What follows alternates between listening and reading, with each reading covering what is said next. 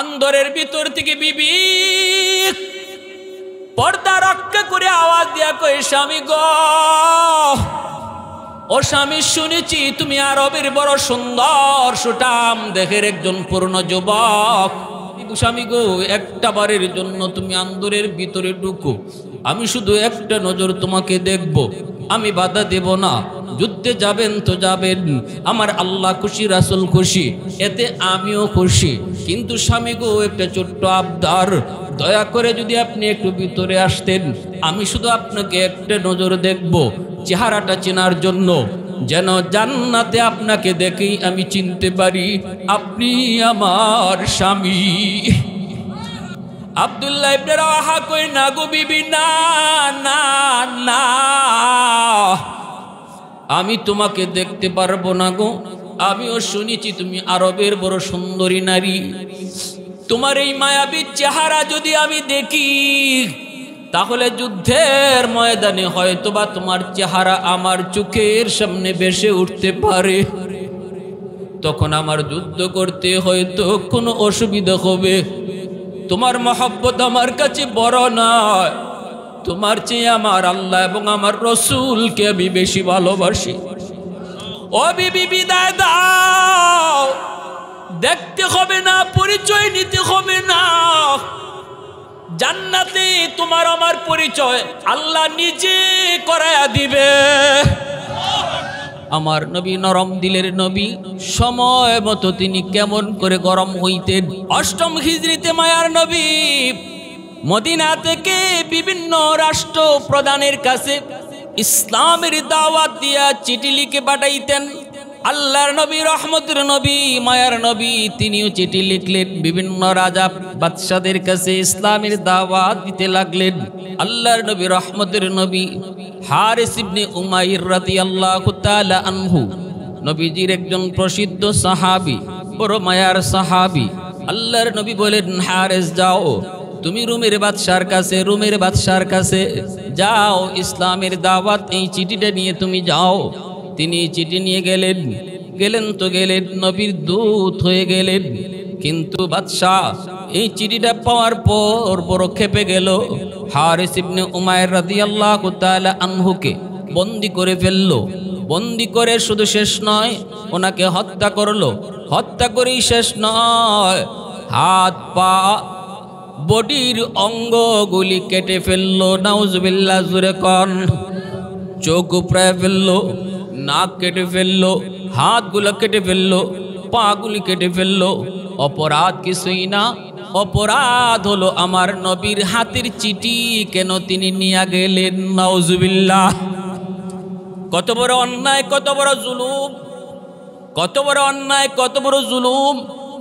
আল্লাহ নবীর কাছে এই খবর, মায়ার নবী আর ধৈর্য ধরতে পারেন নাই। আন্তর্জাতিক নীতিমালাতেও দূত হত্যা করা দণ্ডনীয় অপরাধ রে। দূতের কোনো দোষ নাই, যে পাঠায় দোষ হলে তার। আমি আপনারে দিয়ে একটা চিঠি পাঠাইছি কারো কাছে, আপনার কি দোষ? দোষ হলে যে পাঠাইছে তার দোষ। আল্লাহর নবী, রহমতের নবীর কাছে যখন খবর পৌঁছলো, নবীজি মনে কষ্ট পেলেন। শুধু কষ্ট পেলেন তা না, আল্লাহর নবী সাহাবায়ে কেরামদেরকে নিয়ে জরুরি মিটিংয়ে বসে গেলেন। নবীজি বলেন, সাহাবীরা শোনো, আমার হারিসের কোনো দোষ ছিল না। দোষ ছিল যদি ছিল তো আমার ছিল, অপরাধ যদি হয়ে থাকে তো আমার হয়েছে। আমার হারিসের কি অপরাধ? কোনোই অপরাধ নাই। সে তো শুধুমাত্র একজন বাহক, সে তো শুধুমাত্র একজন দূত। অপরাধ যদি হয়, অপরাধ যদি হয়, তাহলে আমার হয়েছে। আমার হারিসকে সে কেন হত্যা করল? হারিসকে কেন সে হত্যা করল? কেন তার চোখগুলি উপড়ায় ফেলে দেওয়া হলো? কেন তার হাত কেটে দেওয়া হলো? কেন তার অঙ্গগুলি কেটে দেওয়া হলো? দিনের নবী, মায়ার নবীর চেহারা লাল হয়ে গেল। আল্লাহর নবী এখানে আর নরম নাই, নবীজি গরম হয়ে গেলেন। জরুরি মিটিং তলব করলেন। সাহাবায়ে কেরামদেরকে নিয়ে নবী বসে গেলেন। আর নবী বলতেছেন, আমার হাতে হাত রেখে ওয়াদা করো, আমার হাতে হাত রেখে ওয়াদা করো, আমার হারিসের হত্যার বদলা না নিয়ে আমরা কেউ ফিরে যাব না। আমার নবী, নরম দিলের নবী, কেমন গরম। মায়ার নবী সইতে পারলেন না। কেন আমার হারেসকে তারা হত্যা করলো? অপরাধ তার কি ছিল? আমাকে বলতে হবে, আমাকে জানাইতে হবে, জবাব পুরাপুরি নেওয়া হবে, 100 জবাব নেওয়া হবে। নবীজি বলেন, আমি 3000 সৈন্য একটা মুজাহিদ কমিটি গঠন করলাম। 3000 মুজাহিদ কমিটি নবী গঠন করলেন। 3 জনকে নবী সেনাপতি ঘোষণা করলেন। আজকের যুদ্ধে 3 জন সেনাপতি হবে, আর আমি নবী তোমাদেরকে যুদ্ধের ময়দানে পাঠাবো। শুনেছি দুশ্মন 2 লক্ষ ময়দানে আসতেছে, আমি পাঠাইলাম 2 লক্ষের মোকাবেলায় মাত্র 3000। সেনাপতি হবে 3 জন। শোনো সাহাবীরা শোনো, যদি ওরা 2 লাখ, 3 লাখ, 5 লাখ, 10 লাখ আসুক না কেন রে, আমার আল্লাহ জানাইছেন আজকের যুদ্ধে বিজয় তোমাদেরই হবে। দিনের নবী, মায়ার নবী, রহমতের নবী, এত শক্ত, এত শক্ত নবীজি সাথে সাথে তিনি বাহিনী গঠন করে নবী পাঠিয়ে দিবেন। ইতিহাসে ওই যুদ্ধকেই মুতার যুদ্ধ বলা হয়। এই যুদ্ধকে ইসলামের ইতিহাসে মুতার যুদ্ধ বলা হয়। নবীজি বলেন যাও। 3 জন সেনাপতি, 4র্থ জন সেনাপতি নবী নাম বলেছেন, নাম বলেন নাই। প্রথম 3 জনের নাম নবী বলে দিয়েছেন। নবী বলেন আজকের যুদ্ধের প্রথম সেনাপতি হবে আমার সন্তান যায়েদ ইবনে হারেসা। আজকের যুদ্ধের প্রথম সেনাপতি হবে যায়েদ ইবনে হারেসা। আমার যায়েদ যদি শহীদ হয়, সেনাপতি হবে জাফর ইবনে আবি তালিব। নবী বলেন জাফর যদি শহীদ হয়, সেনাপতি হবে আব্দুল্লাহ ইবনে রাওয়াহা। আল্লাহর নবী কয় আব্দুল্লাহ যদি শহীদ হয়, সেনাপতি হবে তোমাদের মধ্য থেকে একজন। নাম বলবো না, কিন্তু আল্লাহ তার উপাধি দিয়েছেন সাইফুল্লাহ, আল্লাহর তলোয়ার, যার হাতেই ওই যুদ্ধে মুসলমানের বিজয় আসবে। ওয়াহদত কি হিফাজত নেহি বেকুওতে বাজু, वहदत की हिफाजत नहीं बेकुवते बाजू, आती नहीं कुछ काम हक ले खुदा दाद, आती नहीं कुछ काम हक ले खुदा दाद। ऐ मर्द खुदा तुझको कुव्वत नहीं हासिल, ऐ मर्द खुदा तुझको कुव्वत नहीं हासिल, जा बैठी किसी गार में अल्लाह को करी याद, जा बैठी किसी गार में अल्लाह को करी याद। ये सच है कि बातिल की तरफदार नहीं हम, ये सच है कि बातिल की तरफदार नहीं हम, गद्दार न समझो हमें गद्दार नहीं हम, गद्दार न समझो हमें गद्दार नहीं हम। फूलों की तरह नरम मिजाज अपना है नजर, फूलों की तरह नरम मिजाज अपना है नजर, हम तीर नहीं नेज़ा व तलवार नहीं हम तीर नहीं नेज़ा व तलवार नहीं हम। ভাইরা বন্ধুরা জন্য বলছিলাম, নবীজি বলেন আজকের যুদ্ধের সেনাপতি, প্রথম সেনাপতি হবে আমার পুত্র যায়েদ ইবনে হারেসা, নবীজির পালক পুত্র, যার নাম হলো যায়েদ ইবনে হারেসা। নবীজির বড় কলিজার, আল্লাহর নবী বড় মায়া করতেন, নবীজির বড় আদরের কলিজার টুকরা পালক সন্তান যায়েদ ইবনে হারেসা। নবীজি এই যুদ্ধে নিজের সন্তানকে প্রথম সেনাপতি বানাইলেন। কোন যুদ্ধে? যেই যুদ্ধে মুসলমানের সংখ্যা মাত্র 3 থেকে 4 হাজার, আর দুশ্মন হলো 2 লক্ষ। 2 লক্ষ দুশ্মন, মুসলমানের সংখ্যা মাত্র 3 থেকে 4 হাজার মুজাহিদ। এই যুদ্ধে নবীজি প্রথম সেনাপতি বানাইলেন নিজের সন্তানকে। এ সমাজের নেতারা একটু নেতৃত্ব দেওয়ার আগে নেতৃত্ব কাকে বলে আমার নবীর কাছ থেকে শিখে নাও। নেতার আদর্শ নবীর কাছ থেকে শিখে নাও। তুমি যদি নেতা হও, দেখো মদিনার নেতা কেমন আদর্শ রেখে গেছেন। যুদ্ধের ময়দানে প্রথম সেনাপতি নিজের সন্তানকে বানাইছেন। আর তুমি বাংলাদেশের নেতা নিজের সন্তানকে পড়াও আমেরিকা, লন্ডন, আর আমার আপনার সন্তানকে পাঠাও যুদ্ধে। নিজের সন্তানরে আমেরিকা, লন্ডন, ইউরোপে পড়াও, খুব নিরাপদে আছে। আর এই দেশের মারামারি, কাটাকাটি, হত্যা গুমের বিষয়ে আমার আপনার ফুলাফানরে যুদ্ধে পাঠায়। এই হলো বাংলাদেশের নেতাদের চিত্র, ঠিক কিনা? কিন্তু আমার নবী শিখেছেন আদর্শ। নবী তো নিজের সন্তানকে প্রথম সেনাপতি ঘোষণা দিয়েছেন। আজকের যুদ্ধের প্রথম সেনাপতি হবে যায়েদ ইবনে হারেসা, আমার পুত্র, আমার সন্তান। নবীজি যুদ্ধ এই ঘোষণা দিয়া আল্লাহর নবী কি বলতেছেন শোনো, আমার যায়েদ যদি শহীদ হয়ে যায় তাহলে দ্বিতীয় সেনাপতি হবে জাফর ইবনে আবি তালিব।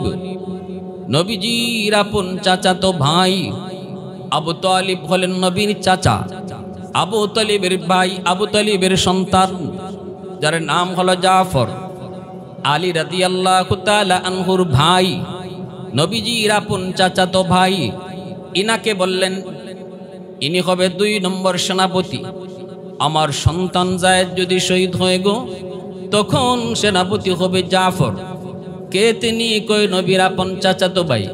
এই জায়গাতেও নবীর নিজের আত্মীয়কেই যুদ্ধের আগে পাঠাইতেছেন, ঠিক কিনা? নেতারা একটু হুনো না, হুনো, বুঝো, একটু বুঝো না। নেতৃত্ব কারে কয়? আমাগো বাঙালিরে চুকুম্বুদাই পাইছে, চুকুম্বুদাই। আমরা বুদাই, বুদাই, আমরা বুদাই না হইলে আমরা এই জিনিস এরার ডাকে যাইতাম না, রাস্তায় গিয়ে মরতাম না। কারণ হের ফুলা আছে খুব নিরাপদে লন্ডন পড়ে, আর আমার ফুলাটারে রাস্তায় পাঠায়। প্রথম সেনাপতিও নিজের সন্তান, দ্বিতীয় সেনাপতি আপন চাচাতো ভাই। আল্লাহু আকবার, জোরে বল। এরপরে নবী বলেন জাফর যদি শহীদ হয়, 3 নম্বর সেনাপতি আব্দুল্লাহ ইবনে রাওয়াহা। আব্দুল্লাহ যদি শহীদ হয়ে সেনাপতি 4র্থ জনকে নবী বলেন নাম বলবো না, তোমাদের ভিতর থেকে একজনকে বানানো হবে, যার উপাধি হবে সাইফুল্লাহ।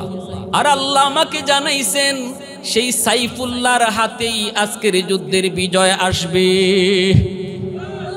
সাহাবায়ে কেরাম সবাই বুঝে গেলেন, উপস্থিত সাহাবায়ে কেরাম সবাই বুঝে গেলেন এই যুদ্ধের প্রথম সেনাপতি নবীর সন্তান যায়েদ শহীদ হয়ে যাবেন। কারণ নবী যায়েদের পরে আরেকজন সেনাপতির নাম বলেছেন, দ্বিতীয় সেনাপতি জাফর। এই জাফরও শহীদ হয়ে যাবেন, কারণ জাফরের পরেও নবী আরেকজন সেনাপতির নাম বলেছেন। সাহাবায়ে কেরাম বুঝে গেলেন জাফর শহীদ, এই যুদ্ধে শহীদ হয়ে যাবে রে। 3 নম্বর সেনাপতি আব্দুল্লাহ ইবনে রাওয়াহা। আব্দুল্লাহ ইবনে রাওয়াহার পরেও নবী আর একজন সেনাপতির নাম বলেছেন। নাম বলেন নাই, বলেছেন হবে। 4র্থ সেনাপতির পরে আর কোন সেনাপতির নাম বলেন নাই। এতে করে সবাই বুঝে গেলেন সামনের সারির 3 জন সেনাপতি শহীদ হয়ে যাবে। সাহাবায়ে কেরাম তারা যেমন বুঝছেন, ওই 3 জন তারাও বুঝে গেছেন। যেই 3 জনের নাম নবী আগে ঘোষণা দিলেন, এই 3 জনও বুঝে গেছেন এই যুদ্ধই তাদের জীবনের শেষ যুদ্ধ। নবী তাদের নামের সাথে শহীদ শব্দটা যোগ করে দিয়েছেন। নবী বলেছেন আমার যায়েদ যদি শহীদ হয়, শহীদ শব্দটা নবী লাগায়া দিয়েছেন। আমার জাফর যদি শহীদ হয়, শহীদ শব্দ নবী লাগায়া দিয়েছেন। আমার আব্দুল্লাহ যদি শহীদ হয়, শহীদ শব্দ নবী লাগায়া দিয়েছেন। এতে করে উপস্থিত সাহাবীরা যেমন বুঝে গেছেন, ওই 3 জন তারাও বুঝে গেছেন এই যুদ্ধ থেকে তারা আর জীবিত ফিরবেন না, এই যুদ্ধে তারা শহীদ হয়ে যাবেন। ভাইরা আমার, একটু মনোযোগ। এই ধর্মের জন্য, এই দিনের জন্য, এই ইসলামের জন্য, যেই ধর্ম পেয়ে আজকে আমি গর্বিত, যেই ধর্ম পেয়ে আমি আজকে মহা খুশি, এই ইসলামের তোরে সাহাবায়ে কেরামের কি পরিমাণ রক্ত, কি পরিমাণ কুরবানি, একটু দিলটা নরম করে বুঝো যুবক। যদি দিলে বসাইতে পারো তাহলে এমন কোনো কাজ আর তুমি করবা না যেই কাজের দ্বারা ইসলামের ক্ষতি হয়। ভাইরা বন্ধুরা, যুদ্ধের ময়দানে চলে যাবেন। আল্লাহ নবী বলেন, সাহাবীরা যাও। তিনজনকে নবী বললেন, যাও বাড়ি থেকে বিদায় নিয়ে আসো বিবি বাচ্চার কাছ থেকে। নবীজি তাদেরকে বিদায় আনতে বললেন। তিনজন বিদায় নেওয়ার জন্য বাড়ি যাবেন। প্রথম সেনাপতি যায়েদ ইবনে হারেসা, নবীজির পালক পুত্র, নবীজির সন্তান। কার কাছ থেকে বিদায় নেবেন গো? মক্কা মদিনায় তার আপন বলতে কেউ নাই, শুধুমাত্র আমার নবী, রহমতের নবী। তার বাড়ি তো মক্কায় নয়, তার বাড়ি তো মদিনায় নয়, যায়েদের বাড়ি ছিল ইয়ামেন। সেখান থেকে একটা ঘটনা, সেদিকে যাব না। মক্কার বাজারে ওনাকে বিক্রি করলো ডাকাতের দল ছোট্ট বয়সে। আম্মাজান খাদিজাতুল কুবরা রাদিয়াল্লাহু তাআলা আনহা, তিনি তখন তারে কিনলেন। তখনও আম্মাজানের সাথে আমার নবীর বিবাহ হয় নাই। আম্মাজান যায়েদকে কিনলেন, বড় করলেন। নবীর সাথে আম্মাজানের বিয়ে হলো। এরপরে আম্মাজান যায়েদকে নবীকে হাদিয়া দিয়ে দিলেন। এরপরই যায়েদ চলে আসছেন নবীর গড়ে। মক্কার মানুষ, আরবের মানুষ সবাই জানতো যায়েদ হলো মুহাম্মাদুর রাসূলুল্লাহর গোলাম। আল্লাহর নবীর ঘরেই যায়েদ বড় হইতেছেন, মায়া পাইতেছেন। এই যায়েদ নবীর কাছ থেকে বিদায় নিবেন। আল্লাহর নবীর কাছ থেকে বিদায় নিলেন। বিদায় নেওয়ার সময় নবীজি মাথায় হাত বোলায়া বিদায় দিতেছেন। নবীও বিদায় দিতেছেন, জীবনের শেষ বিদায়। এত মায়া যায়েদের প্রতি ছিল মায়ার নবী। আম্মা জান আয়েশা সিদ্দিকা রাদিয়াল্লাহু তাআলা আনহা বলেন, নবী আমার কাছে অত্যন্ত আনন্দময় মুহূর্তে, নবীজি আমার কাছে হাসি খুশি বসা। এই অবস্থায় নবী যদি দরজার বাহিরে যায়েদের আওয়াজ শুনতেন, নবীজি তখনই চমকায়া উঠতেন আর বলতেন, আয়েশা, আয়েশা আমাকে ছাড়ো, আমার যায়েদের আওয়াজ শোনা যাইতেছে। ও আয়েশা, আমাকে ছাড়ো, আমাকে ছাড়ো, আমার যায়েদের আওয়াজ শোনা যায়, আমি একটু দেখি। আম্মা জান আয়েশা সিদ্দিকা রাদিয়াল্লাহু তাআলা আনহা বলেন, নবীজির গায়ে যে তখন যেই কাপড় থাকতো, এই কাপড় নিয়েই নবীজি যায়েদকে দেখার জন্য ঘর থেকে বের হয়ে যেতেন। জোরে কোন সুবহানাল্লাহ। এত মায়া, এত আদর, এত ভালোবাসা। নবীজি বিদায় দিলেন আর বলতেছেন, যায়েদ যাও নিজের সন্তান উসামার কাছ থেকে বিদায় নাও। উসামার বয়স তখন 13 বৎসর। যায়েদের একটা মাত্র সন্তান ছিল, যার নাম হলো উসামা, নবীজির নাতি উসামা। উসামার কাছ থেকে যায়েদ বিদায় নেওয়ার জন্য গেলেন। মদিনায় যায়েদের কেউ নাই, আছে শুধু আমার নবী আর 13 বৎসরের একটা বালক। এই উসামার কাছে যায় বাবা বলতেছে, বাবা উসামা, আয় বাবার বুকে আয়, জীবনের শেষ আদরটা বাবা দিয়ে দেই। কপালে চুমু খায় বাবা, সন্তানের কপালে চুমু খান। আদর দিতেছেন আর মায়া দিতেছেন আর বলেন, বাবা, ও বাবা উসামা, বাবাকে বিদায় দাও, বিদায় দাও, কোনোদিন আর হয়তো দুনিয়ার জীবনে দেখা হবে না। আজকের যুদ্ধেই হয়তো বাবার জীবনের শেষ যুদ্ধ। এই যুদ্ধ থেকে বাবা হয়তো আর জীবিত ফিরব না। কিয়ামতের ময়দানে আল্লাহর তৈরি জান্নাতে তোমার সাথে বাবার দেখা হবে। যদি দুনিয়ার জীবনে বাবার কথা ইয়াদ হয়, দুনিয়ার জীবনে যদি বাবার কথা ইয়াদ হয় রে বাবা, শাম সিরিয়ার রাস্তার কিনারায় কোনো এক জায়গায় বাবার কবর তুমি খুঁজে নিও। এই বইলা যায়েদ ইবনে হারেসা সন্তানকে কাঁদাইয়া নিজের চোখের পানি মুইসা তিনি জিহাদের দিকে রওনা দিয়ে দিলেন। দ্বিতীয় সেনাপতি জাফর ইবনে আবি তালিব, তিনিও গেলেন বিবির কাছ থেকে বিদায় নেওয়ার জন্য। তিনিও গেলেন, যায় দেখেন বিবি কোরআন তেলাওয়াত করেন। আর দুটা বাচ্চা, 4 বছর 6 বছরের আব্দুল্লাহ, মুহাম্মদ এই দুইটা বাচ্চা মায়ের পাশে বসে বসে কোরআন তেলাওয়াত শুনতেছে।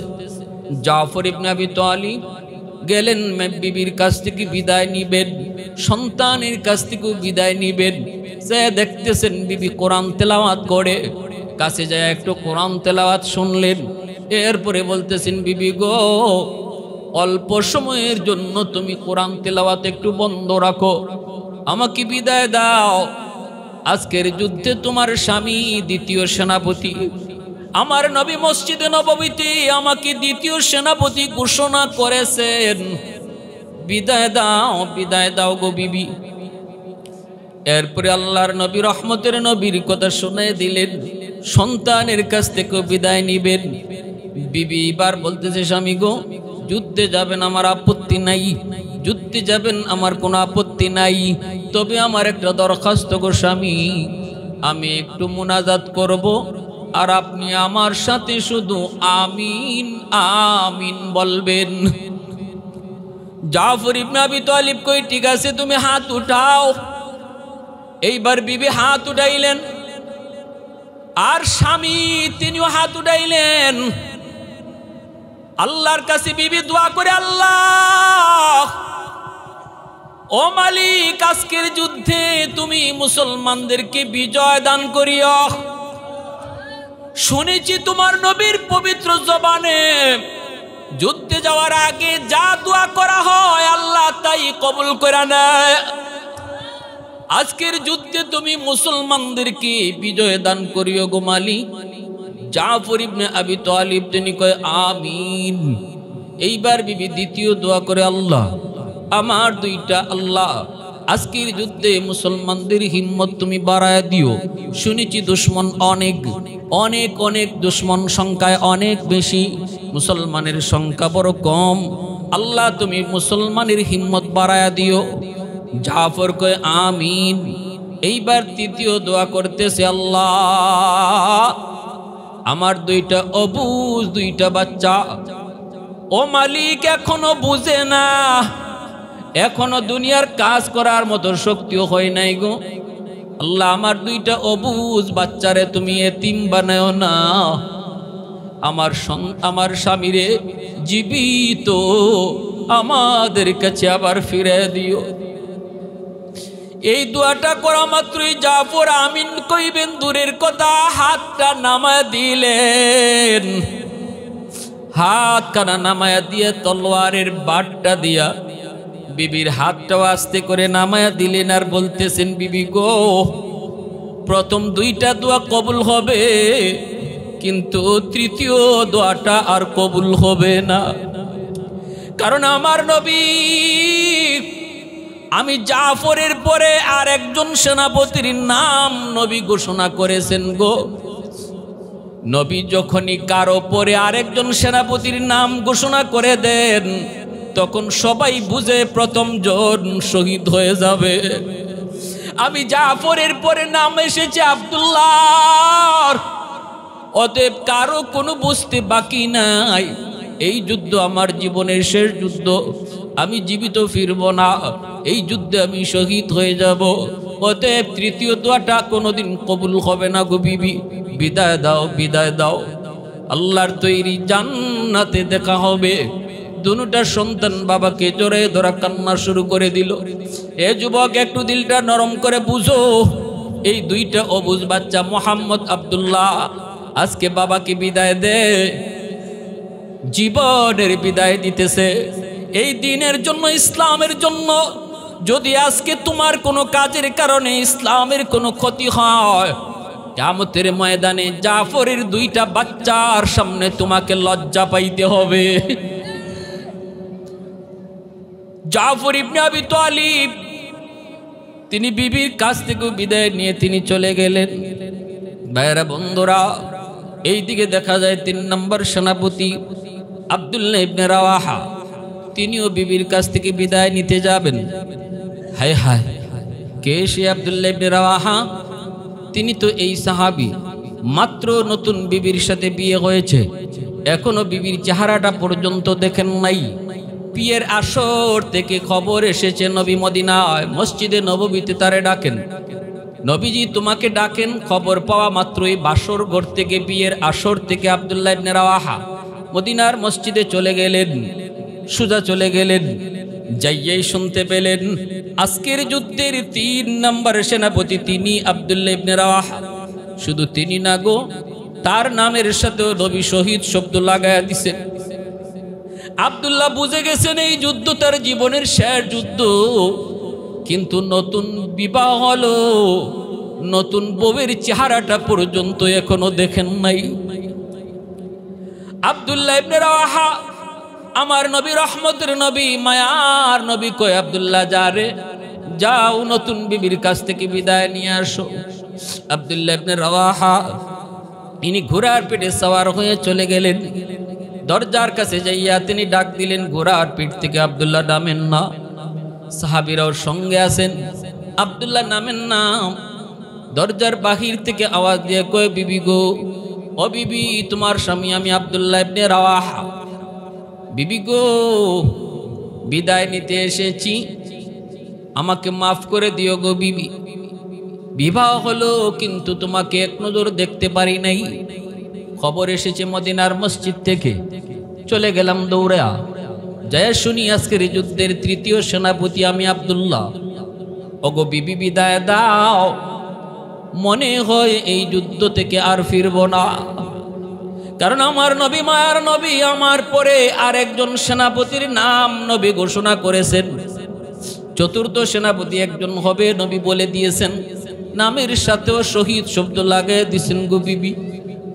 বিবি বিদায় দাও, মাফ করে দিও, আমি তোমার হক আদায় করতে পারি নাই। কিয়ামতের ময়দানে আল্লাহর তৈরি জান্নাতে দেখা হবে। আন্দরের ভিতর থেকে বিবি পর্দা রক্ষা করে আওয়াজ দিয়া কয় স্বামী গো, ও স্বামী, শুনেছি তুমি আরবের বড় সুন্দর সুঠাম দেহের একজন পূর্ণ যুবক।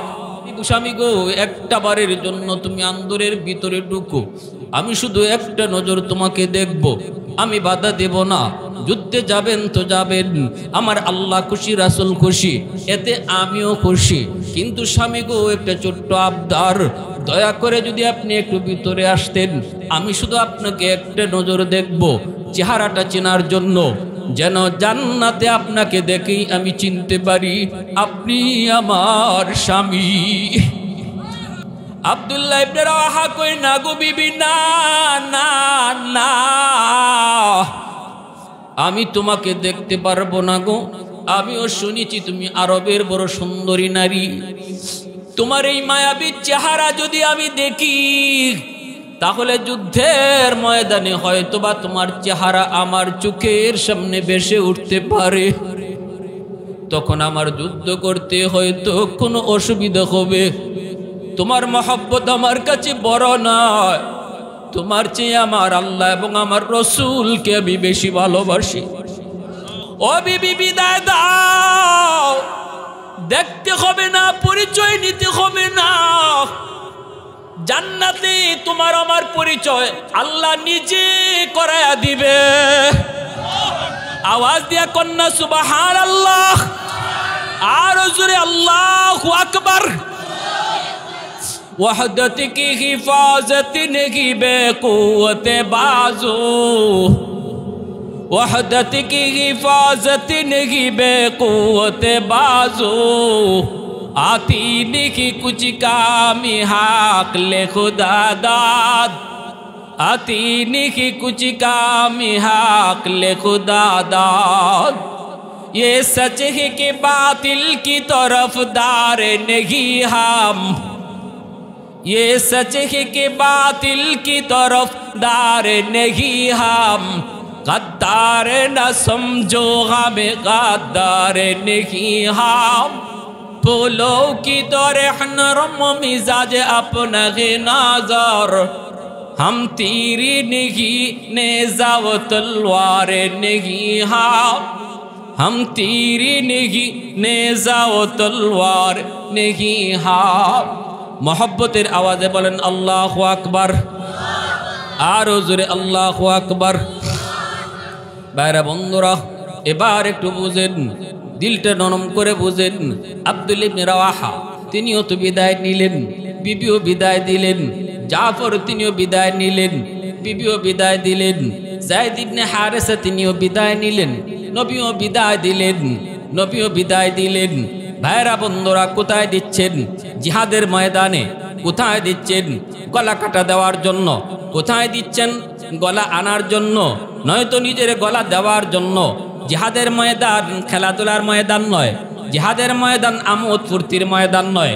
জিহাদের ময়দান হয় গলা দিব, নয় গলা আনবো। আওয়াজ দিয়া বলো ঠিক কিনা? ইসলাম বলে, ইসলাম বলে এটাই হলো রুল। নরমের জায়গায় তুমি ইসলামের জন্য নরম, গরমের জায়গায় সেটাও ইসলামের জন্য গরম। আবু বকর সিদ্দিক রাদিয়াল্লাহু তাআলা আনহু আমার নবী রহমতের নবীর পক্ষে বদরের ময়দানে যুদ্ধে অংশ নিলেন। আবু বকর সিদ্দিকের সন্তান আবু জাহেলের পক্ষে বদরের যুদ্ধে আবু বকর সিদ্দিক নবীর পক্ষে, তার সন্তানই আবু জাহেলের পক্ষে। আল্লাহু আকবার, জোরে বলেন। যুদ্ধের ময়দান শুরু হয়ে গেল। বদরের যুদ্ধ তো ছিল এমন এক যুদ্ধ, ইসলামের প্রথম যুদ্ধ। এই যুদ্ধে অনেকের মধ্যে এমন ছিল, দুই পক্ষের দুইজন আপন ভাই, দুই পক্ষের দুইজন আপন চাচা ভাতিজা, দুই পক্ষের মধ্যে এমন ছিল, সম্পর্ক এমন ছিল। আমার নবী রহমতের নবী তিনি মুসলমানদের পক্ষে, মায়ার নবী বদরের যুদ্ধের সেনাপতি। আর ওই দিকে আবু জাহেলের পক্ষে নবীর চাচা আব্বাস রাদিয়াল্লাহু তাআলা আনহু, ইনি তো তখন ওই আবু জাহেলের পক্ষে। এইভাবে আবু বকর সিদ্দিক বদরের যুদ্ধে নবীর পক্ষে, তার কলিজার টুকরা সন্তানই আবু জাহেলের পক্ষে। যুদ্ধ শুরু হলো, মুসলমানের বিজয় হলো, কাফের পরাজিত হলো। আবু বকর সিদ্দিকের সন্তান পরে মুসলমান হলেন। এইবার মুসলমান হয়ে তিনি বলতেছেন, আব্বা একটা কথা বলবো। আবু বকর সিদ্দিক কয়, কি কথা? কয়, আব্বা আল্লাহ পাকের হাজারো শুকর, আল্লাহ আমাকে ইসলাম ধর্মের ছায়াতলে এনেছেন, কিন্তু আব্বা আমার এখনো মনে হলে আত্মা কেঁপে উঠে, বদরের যুদ্ধে যদি আমার কিছু হয়ে যেত গো, তাহলে তো আমি চিরস্থায়ী জাহান্নামী হয়ে যেতাম। ও বাবা, বদরের যুদ্ধে আমি আবু জাহেলের পক্ষে, নবীর বিপক্ষে ছিলাম। আব্বা 3 বার তুমি আমার সামনে পড়ছো বদরে, কিন্তু আমি তলোয়ার চালাই নাই। আবু বকর কয়, কেন তুই তলোয়ার চালাইলি না? সন্তান কয়, কারণ আপনি আমার আব্বা। যদিও আজকে আমি আপনার বিপক্ষে, কিন্তু আপনি তো আমার আব্বা, কেমনে তলোয়ার চালাই? আবু বকর সিদ্দিক তখন বলতেছে, বাবা শুন, আমি বাপ হওয়ার কারণে তুই বদরে তলোয়ার চালাইলি না। এবার তাহলে বাবার কথা শুন। যদি তুই একবার আমার চোখের সামনে বদরে পড়তি, তাহলে আমি সাথে সাথে তোর কল্লা আলোক করে দিতাম। কারণ বেঈমান যুদ্ধ করে দুনিয়ার জন্য, আর ইমানদার যুদ্ধ করে আল্লাহর জন্য। মুসলমান ইমানদারের কাছে সন্তানের মায়া বড় নয়, আল্লাহর ভালোবাসাই হলো সবচেয়ে বড়। সন্তানের ভালোবাসা বড় নয়, স্ত্রীর ভালোবাসা বড় নয়, বাবার ভালোবাসাও কলিজায় বড় নয়, আল্লাহর ভালোবাসাই হলো সবচেয়ে বড়। আল্লাহর জন্য বাপ ছাড়তে পারি, আল্লাহর জন্য সন্তান ছেড়ে দিতে পারি, আল্লাহর জন্য স্ত্রী ছেড়ে দিতে পারি, তবু আল্লাহকে মুসলমান ছাড়তে পারে না। এ যুবক, একটু ভালো করে বলো, দিল থেকে বলো, নেতা বড় না আমার আল্লাহ বড়? নেতা ছাড়তে পারি, আল্লাহ ছাড়তে পারি না। নেত্রী ছাড়তে পারি, ইসলাম ছাড়তে পারি না। দল ছাড়তে পারি, ইসলাম ছাড়তে পারি না। নেতা মানব ততক্ষণ যতক্ষণ নেতা আমার আল্লাহকে মানবে, রসুলকে মানবে। সন্তান মানব ততক্ষণ যতক্ষণ সন্তান ইসলাম মানবে। সন্তান ততক্ষণই মানব যতক্ষণ আল্লাহ রসুল মানবে। দল ততক্ষণ করব যতক্ষণ দল ইসলাম পুরাপুরি মানবে। যেদিন থেকে দল ইসলাম মানবে না, মুসলমানের কথা হলো ওই দিন থেকে দলও মানি না। মাল ঈমান ইয়া রাসূলুল্লাহ, ইযা সাররাতকা হাসানাতুকা ওয়া ইযা সাআতকা সাইয়্যাতুকা ফাআনতা মুমিন। আল্লাহর নবী ইমানের স্কেল বলে দিয়েছেন। এই হাদিসের মধ্যে নবী বলে দিয়েছেন ইমান তোমার আসেনি না নাই, তোমার স্কেলেই তুমি মাপো, তোমার স্কেলেই তুমি মাপো। আমি নবী তোমার স্কেল দিয়ে দিলাম। আল্লাহর নবী বলেন ইসলাম ধর্মের পক্ষে কথা শুনলে যদি তোমার কলিজায় ভালো লাগে, ইসলামের বিপক্ষে কথা শুনলে যদি কলিজায় ব্যথা লাগে, তাহলেই তুমি বুঝবা তোমার ইমান আছে, ইমান আছে, ইমান আছে। আর ইসলাম ধর্মের বিপক্ষে কথা শুনছো, আমার নবীকে কটাক্ষ করে গালি দিছে, এই আওয়াজটা তোমার কানে আইছে, আমার আল্লাহকে নিয়ে ব্যঙ্গ করেছে, তোমার কানে আসছে, ইসলাম ধর্মের কোনো বিধান নিয়ে মস্কারি করেছে, তোমার কানে আওয়াজ এসেছে, এরপরও তুমি চুপ থাকলা। কারণ হলো যে কইছে তোমার বাপ, যে কইছে তোমার ভাই, যে কইছে তোমার নেতা, যে কইছে তোমার নেত্রী, যে কইছে তোমার দলের লোক, আমার নবী কয় যদি এমন হয় তাহলে কপাল পুরা তুমি। আমি নবী বললাম তোমার ইমান নাই, ইমান নাই, ইমান নাই।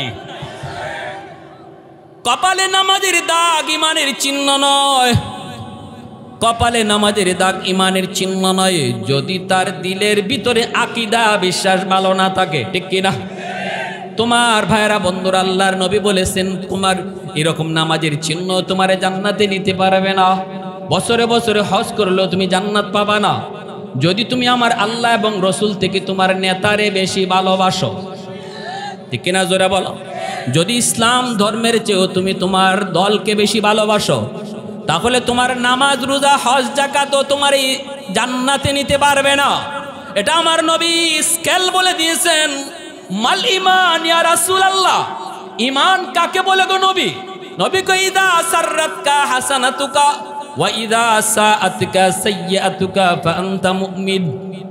ইসলামের পক্ষে কথা শুনলে তোমার কলিজায় আনন্দ লাগবে, ইসলামের গণজোয়ার দেখলে পরেও তোমার মনে আনন্দ পাবে।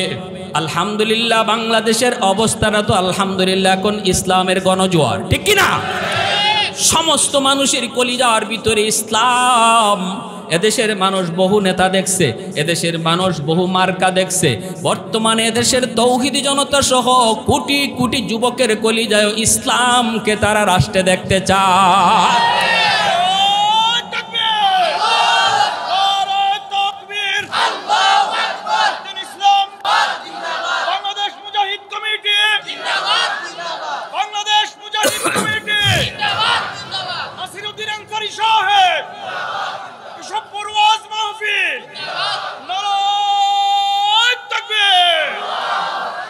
এজন্য আমার ভাইরা বলছিলাম সব ধরনের ভেদাভেদ আমরা বলে যাব, ইসলামের স্বার্থে, দ্বীনের স্বার্থে, আল্লাহর দ্বীনকে আল্লাহর জমিনে জিন্দা করা, আল্লাহর দ্বীনকে আল্লাহর জমিনে প্রতিষ্ঠা করার জন্য, যেই দ্বীন প্রতিষ্ঠা করার জন্য সাহাবায়ে কেরাম রক্ত দিলেন, সন্তানকে এতিম বানাইলেন, নিজের নতুন বিবির চেহারাটা পর্যন্ত যেই সাহাবেরা দেখলেন না, যেই দ্বীনের জন্য আজ এই দ্বীনকে আল্লাহর জমিনে প্রতিষ্ঠা করার আন্দোলনে যদি আমি আপনি শরীক না হই, যদি সামান্যতম চেষ্টাও আমার আপনার না থাকে, তাহলে কিয়ামতের ময়দানে সেই আব্দুল্লাহ ইবনে রাওয়াহার সামনে মুখ দেখানো যাবে, যায়েদ ইবনে হারেসার সামনে, জাফর ইবনে আবি তালিবের দুই বাচ্চার সামনে মুখ দেখাইবা কি কইরা? জাফর ইবনে আবি তালিবের দুই বাচ্চার সামনে মুখ দেখাইবা কি কইরা? যেই দিন প্রতিষ্ঠা করার জন্য সন্তানগুলা বাবাকে চোখের সামনে চিরবিদায় দিল আর জীবনের জন্য এতিম হলো, আজ তুমি আমি যদি আল্লাহর জমিনে আল্লাহর দ্বীন জিন্দা হোক, আল্লাহর জমিনে আল্লাহর দ্বীন প্রতিষ্ঠা পাক, সংসদে কোরআনের আইন চালু হোক, এই আন্দোলনে যদি তুমি আমি শরীক না হই, কিয়ামতের মাঠে নবীর সাহাবীদের সামনে মুখ দেখাইব কি কইরা? চেষ্টা তো করতে হবে, ঠিক কিনা ভাই? জোরে বলেন। আমি আপনি চেষ্টা করব। আস-সা'য়ু মিন্নি ওয়াল ইতমামু মিনাল্লাহ। আস-সা'য়ু মিন্নি, আমার আপনার কাম হলো চেষ্টা করা, আমার আপনার কাম হলো আগায় যাওয়া। গন্তব্যে পৌঁছে দিবেন কে? জোরে আওয়াজ দিয়ে বলেন। আল্লাহ দেখে শুধু আমার বান্দা কি চায়, আমার বান্দা দিলের ভিতরে তার আগ্রহটা কেমন, আমার বান্দা কি রকম ইচ্ছা নিয়ে আগাইতেছে। আল্লাহ দিলের দিকে তাকাইয়া আমি আপনি যদি আগাই এক হাত, মান তাকাররাবা ইলাইয়া শিবরান তাকাররাবতু ইলাইহি জিরা। আল্লাহ কই আমি যদি দেখি সত্যিকার অর্থে দিলের ভিতরে তোমার এই তামান্না, এই আরজু, তখন তুমি আইবা এক হাত, আমি আল্লাহ যাইমু দুই হাত। জোরে কন্না সুবহানাল্লাহ। তুমি আমার দিকে আইবা এক হাত, আর আমি আল্লাহ কইতেছি আমি তোমার দিকে যাইমু দুই হাত। আল্লাহ কই তুমি আমার দিকে আইবা পায়ে হাইটা, আর আমি আল্লাহ তোমার দিকে যাইমু দৌড়াইয়া। সুবহানাল্লাহ ওয়া বিহামদিহি, আল্লাহু আকবার। প্যারে হাজিরিন, অতএব আল্লাহর জমিনে আল্লাহর দিন জিন্দা হোক, আল্লাহর জমিনে আল্লাহর দিন প্রতিষ্ঠা পাক, সর্ব জায়গায় কোরআনের আইন চালু হোক। এই মিশন নিয়ে উলামায়ে কেরাম আজকে মাঠে নামছেন, আপনাদেরকে মেসেজ দিতেছেন। মন দিয়ে আমরা সবাই গ্রহণ করব। কারা কারা রাজি আছে একটু হাত তুলে আল্লাহকে দেন। আল্লাহ তুমি কবুল করো, জোরে করুন আমিন।